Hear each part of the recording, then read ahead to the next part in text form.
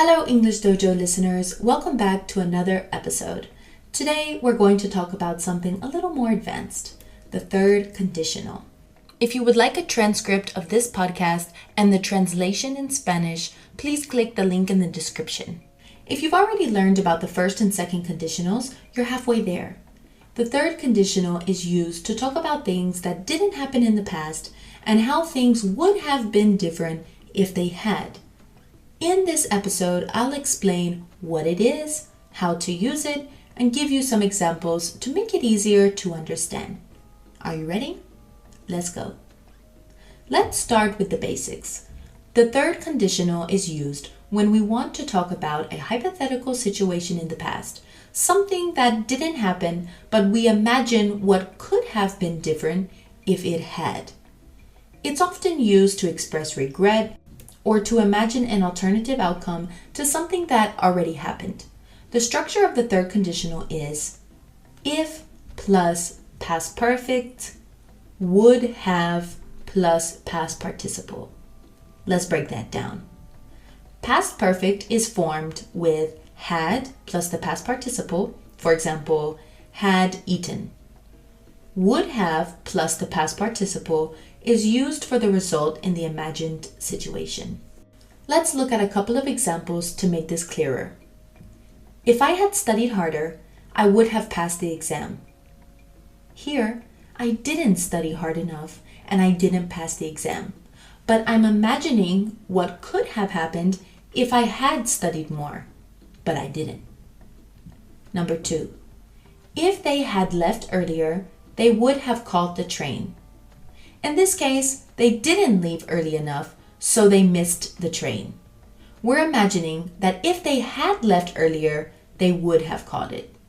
One of the most common uses of the third conditional is to express regret about something that happened or didn't happen in the past. For example, if I had known about the party, I would have gone. This means I didn't know about the party, and as a result, I didn't go. But I wish I had known because I would have gone. Another example. If I had worked harder, I would have been promoted. Here, I'm expressing regret about not working hard enough. In my imagination, if I had worked harder, I would have gotten the promotion. Just like with other conditionals, you can make the third conditional negative.